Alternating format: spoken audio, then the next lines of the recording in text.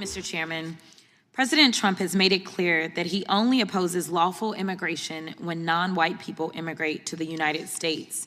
His immigration agenda isn't about public safety or economic stability or jobs. It's about racism.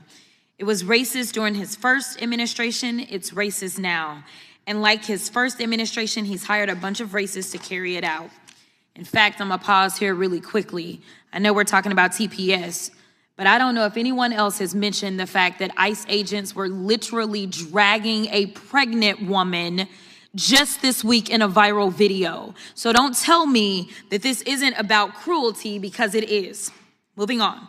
The president is now on record admitting to calling majority Black and brown nations, quote, shithole countries. He consistently refers to Black and brown people as, quote, low IQ, stupid, or nasty. His agenda is about one thing: giving racial preference to specific people seeking to immigrate to America, which is illegal and unconstitutional. But nevertheless, they are going to keep trying to get y'all to believe that immigrants are the cause of all your problems. But here's the truth. Immigrants are not responsible for a billionaire CEO refusing to increase your wage. The corporation you work for isn't replacing your job with artificial intelligence because of Haitian refugees. Your landlord isn't increasing your rent because someone who's fleeing gang violence in Central America moved into your community. A Palestinian kid who was afforded a scholarship to study at an American university isn't responsible for your child's tuition increasing. Latino farm workers aren't responsible for prices of your groceries increasing. Let's be clear, blaming migrants and deporting migrants and ending TPS won't improve the lives of most Americans. As you can see, we're in the middle of the largest, most inhumane deportation program in American history. And guess what? Housing is still unaffordable. Healthcare is still too expensive. Groceries are still too expensive. Wages aren't keeping up with inflation. Jobs are still being outsourced. So maybe it's not the immigrants. Maybe it's the failed Republican policies. In my state of Texas, the Republicans control the House, the Senate, and the governor's mansion. In the United States, the Republicans control the House, the Senate, and the White House. Maybe it's the fact that Republicans would rather give permanent tax cuts to billionaires, but won't even give middle-class Americans temporary health care benefits.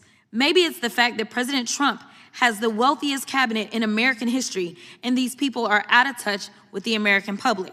Now, Mr. Williams, will ending TPS help or hurt the finishing trades industry your union members work in? It will hurt the construction industry as a whole.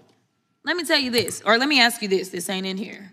Has it already hurt the construction industry? It has, because of the fear and uncertainty. There's a lot of fear. There are workers that are not showing up to their jobs, regardless of their status, because of how immigration is being carried out under this administration. Is that correct? That is correct. Will ending TPS help or hurt job site safety? It will hurt job site safety.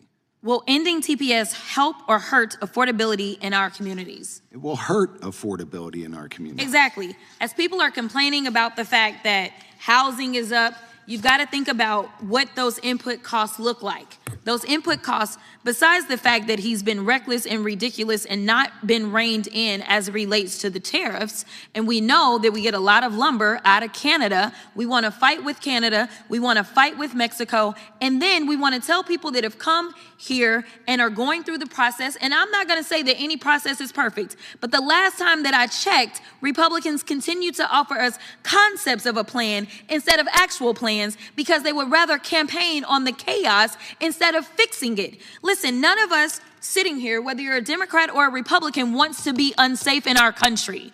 I want to be clear. I don't want a criminal in my neighborhood either. But going after all of these countries, when we talk about, it looks like they want to end TPS for Burma and El Salvador and Ethiopia and Haiti and Lebanon and Somalia and South Sudan and Syria.